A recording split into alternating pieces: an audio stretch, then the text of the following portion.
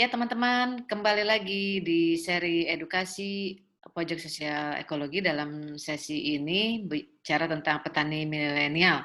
Eee, Tadi di sesi pertama, sudah, eee, dibahas, diulas juga oleh Dipa, seorang sarjana ilmu hubungan internasional, seorang pemuda berusia 22 tahun. Bagaimana sih refleksinya mengenai menjadi petani dengan sistem yang ada. Nah, kita akan meneruskan, sesi kedua ini dengan gagasan-gagasan yang kita kaitkan dengan studi-studi atau ilmu pengetahuan terkait dengan ilmu sosial. Iya, Mbak. Oke. Oke nih, Pak. Nah, lebih terang ya. Mudah-mudahan dengan lebih terang ini, akan membawa akan membawa banyak ini pencerahan. Dipa, tadi kita kan di sesi pertama kita bicara tentang ini ya, tentang eee, politic of knowledge. Tadi Dipa banyak mengkritisi bahwa sebenarnya ilmu pengetahuan itu diproduksi, direproduksi oleh negara maju, oleh perusahaan-perusahaan multinasional gitu.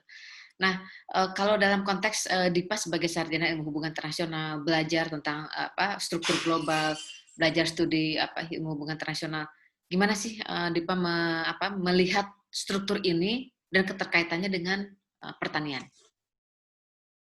Secara luas ya, Mbak. Satu hal mungkin yang kita perlu sadari bahwa sebenarnya di pertanian di Nusantara ini, kita punya tradisi pengetahuan yang itu mandiri dan berdaulat gitu. Dan itu memang kita mewarisi sebuah pengetahuan yang sudah ada semenjak purbakala, itu semenjak sejarah pertanian itu sudah ada gitu.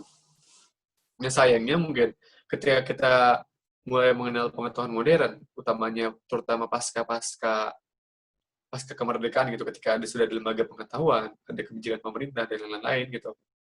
Praktik-praktik pengetahuan yang secara budaya setelah melembaga gitu dalam praktik-praktik lokal gitu, ini mulai tergerus gitu. Ya mungkin dengan alasan kemajuan, dengan alasan modernisasi gitu, praktik-praktik zaman dahulu gitu, yang sebenarnya itu sebuah sudah terlembaga gitu dalam kearifan lokal, ini akhirnya digerus gitu. Dan memang kita jelas melihat gitu dampaknya bahwa bagaimana misalnya ketika praktik pertanian masyarakat adat gitu yang itu sangat-sangat sesuai dengan konteks lingkungan, konteks masyarakat mereka gitu, memiliki daya ketahanan dan resiliensi yang sangat tangguh gitu dalam menghadapi perubahan apapun gitu. Berbeda dengan pertanian modern yang itu sangat rentan gitu dalam menghadapi perubahan pola, baik itu pola cuaca ataupun pola air dan lain-lain. Mhm. Kan, Satu hal bahwa, ya silakan Mbak. eee, tadi, bicara tentang pertanian, ada keterkaitan dengan bagaimana sih, pertanian ini dibikin tidak berdaya begitu ya. Nah tapi, dalam refleksi Dipa, sebagai pengkaji ilmu hubungan internasional, ada nggak sih keterkaitan pertanian ya, sektor pertanian dalam hubungan internasional? Sangat sih Mbak, sangat-sangat besar gitu.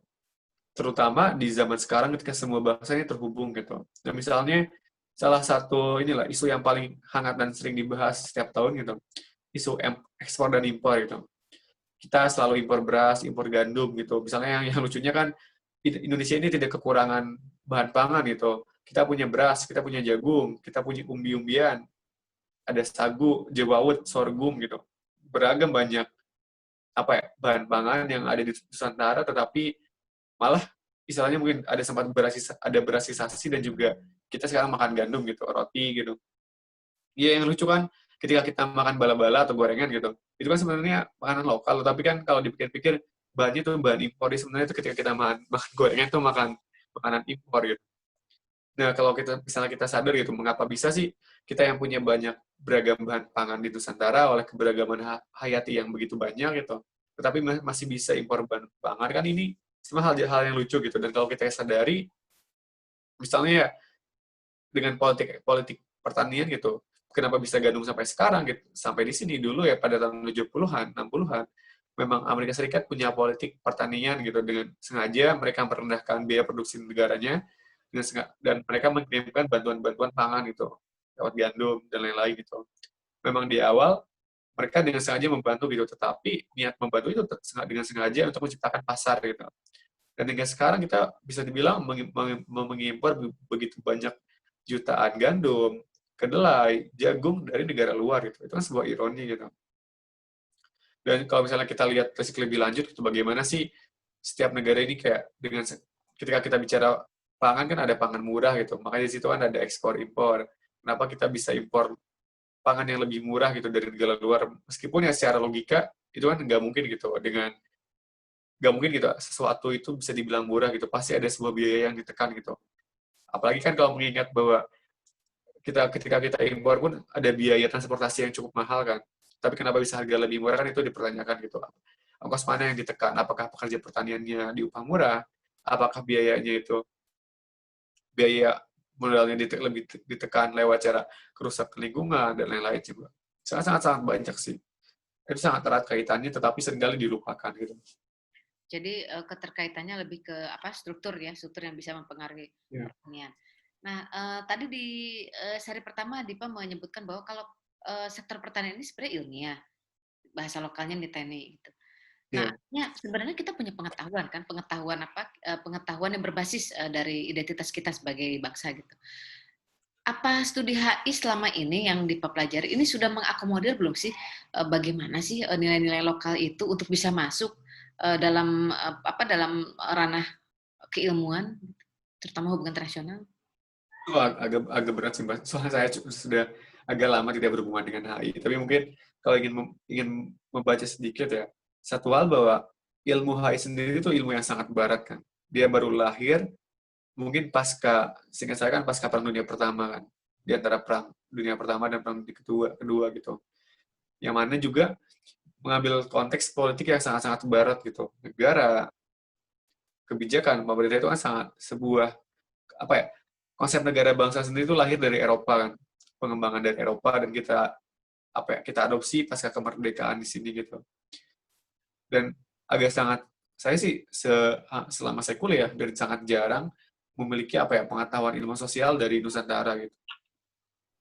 Seringkali ya ilmunya itu dari luar, tapi konteks lokal, tapi tetap ilmu analisisnya dipakai dari luar.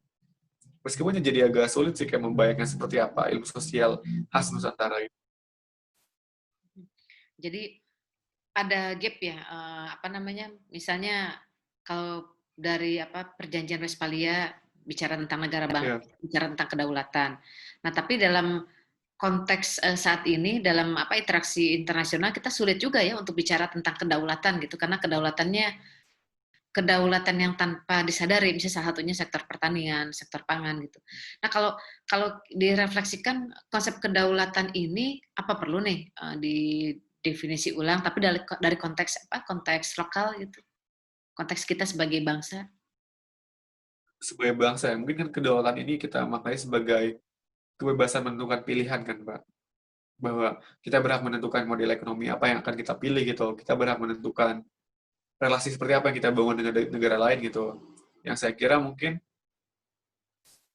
kita mungkin kedaulatan ini sangat bisa dipahami sebagai sebuah praktik dalam berbangsa kan, dan kita sadar bahwa praktik kedaulatan ini sendiri ya tidak berlaku dan tidak berjalan di Indonesia gitu. Upaya-upaya mengubah relasi relasi yang timpang antar negara-negara, misal negara kita dengan negara-negara maju gitu, itu kan akan selalu dipengaruhi oleh kebijakan balik dari mereka kan. Misalnya ya upaya-upaya yang kita bilang mungkin pada awal-awal 50-an, 40-an, 50-an, ketika Indonesia baru merdeka, upaya melepaskan dari belenggu kolonialisme kan banyak yang sengaja digagalkan kan oleh operasi-operasi luar negeri negara maju gitu. Ketika mungkin saya kira satu hal yang penting bahwa pada zaman kita kemerdekaan ada banyak upaya menemukan kembali makna kebangsaan dari Indonesia itu sendiri gitu. Juga berarti kedaulatan seperti apa kita bangun, kemerdekaan apa yang kita inginkan, itu telah ada, telah banyak dibicarakan juga satu hal, tetapi kayak yang sulit memang upaya mengarah ke arah sana sih, Pak.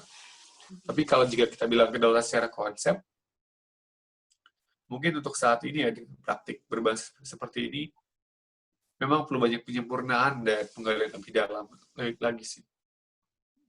Ya artinya pada dasarnya perlu perlu dialog ya, perlu dialog juga. Artinya ada politic of knowledge, ada pengetahuan apa sih yang kita perlukan, yang kita butuhkan. Nah, DIPA ini kan berdiri nih di dua struktur Ah, yang bertolak belakang gitu. Secara iya, ya. keilmuan hubungan internasional, kemudian DIPA sekarang menekuni profesi menjadi petani sayur. Kemudian tadi Dipa menceritakan di seri pertama bagaimana sih problematika pertanian kita gitu. Nah, sebagai praktisi ya pertanian saat ini gitu Dipa. Apa sih kendala-kendala struktur apa yang sebenarnya perlu dibenahi ya dalam pertanian kita? Mungkin berbicara secara pengetahuan ya, Mbak. Bahwa sebenarnya secara pengetahuan ini seringkali kan yang salah satu yang sulit ya.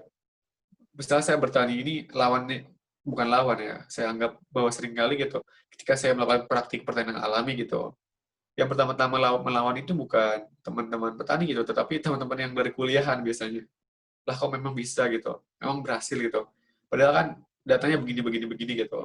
Misalnya ketika kita bicara mikroba, ini kan perlu bla bla bla bla bla gitu. Yang sangat sulit itu adalah akhirnya menghadapi bentuk-bentuk apa ya pengetahuan yang itu sangat-sangat dibakukan gitu. Tapi dalam artian dibakukan bukan formalisasi, tetapi lebih ke doktrin sih. Itu yang agak-agak sulit apa ya dilawan gitu. Karena padahal yang sering kali teman-teman tidak sadari bahwa ada banyak praktik pengetahuan yang sudah berjalan lebih lama dari praktik pengetahuan modern gitu. Bisa misalnya dalam ya bentuk-bentuk misalnya kan ketika kita bicara praktik kayak memberikan sesajen lah di sawah. Kan seringkali teman-teman muda yang tidak punya pengetahuan ini menganggapnya sebagai bentuk-bentuk apa ya apa ya kesesatan agama lah. Padahal kan sebenarnya ketika kita tanya petaninya langsung, ketika kita tanya tradisinya seperti apa, sebenarnya ini kan sebuah pengejawantahan atas bentuk penghargaan pada alam kan, bukan penghargaan pada makhluk-makhluk gaib gitu. Sebagai kayak petani menghargai alamnya gitu dengan cara memberikan berkah lah dalam kayak beberapa barang itu. Sedangkan ya, kalau misalnya disadari lebih lanjut, ketika teman-teman belajar terkait apa ya kan misalnya sering ada kayak ada bako, ada nasi, ada kayak ada daging. Padahal kalau misalnya kita lihat gitu secara praktik gitu, sekali kan bahan-bahan ini juga kita pakai sebagai pupuk cair kan. Yang berarti bahwa sebenarnya bentuk-bentuk praktik tadi itu adalah kayak kelembagaan secara kultural gitu bahwa teman-teman petani udah nggak lihat lagi secara data tetapi udah bentuk menjadi sebuah ilmu pengetahuan yang dipraktikkan gitu. Sedangkan kalau misalkan teman-teman ini lebih sekedar apa ya, sekedar tahu itu. Padahal kan kalau kita bicara tingkatan kan ada kayak ada proses dari tahu, sadar, paham hingga ke apa ya praktik sehari-hari yang tertinggi gitu. Padahal kan banyak teman petani ini terutama tradisi pengetahuan lama ini sudah sampai di tingkat akhir kan yang kita sebut sebagai kearifan lokal tadi gitu tidak sebatas tahu dan paham itu. Mungkin itu sih Mbak yang agak apa ya saya kira jarang sekali teman-teman itu mau merefleksikan terkait itu sih. Mhm. Eh, jadi ada pengetahuan lokal, petani punya pengetahuan. Nah, Hmm, tapi kalau kita memandang dari konteks hubungan internasional misalnya bahwa hubungan internasional ini ya, kan sangat erat kaitannya untuk membentuk desain industrialisasi. ya, Kan peran negara pun sampai diminimkan kan dengan bagaimana praktek-praktek pro neoliberal misalnya seperti itu. ya.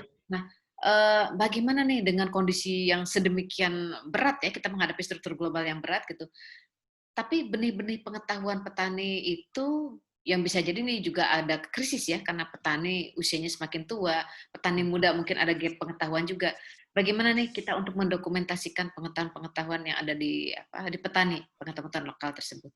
Menurut Wah, ini dari sudut pandang. pertanyaan menarik, Mbak. Kayak memang tugas berat juga bagi saya pribadi gitu. Nah, tetapi ada sebuah praktik yang baik yang bisa ditiru gitu. Di Korea Selatan ada namanya Serikat Petani Perempuan gitu. Disebutnya Korean Women Peasant Association gitu. Nah, mereka ini sempat melakukan bentuk pengarsipan pengetahuan tadi gitu. Mereka mengirim kader-kader petani perempuannya ke desa-desa, bertemu dengan orang tuanya kayak simbah-simbah di desa, dan menanyakan gitu praktik pengetahuannya seperti apa gitu. Karena mereka tahu gitu bahwa seringkali simbah-simbah ini di desa-desa ini punya pengetahuan yang sangat-sangat besar terkait pengetahuan zaman dahulu gitu. dan itu didokumentasikan, diarsipkan gitu dengan cara mengirimkan kader-kader ke berbagai daerah gitu. Akhirnya di situ banyak kayak benih-benih pengetahuan yang kembali terselamatkan.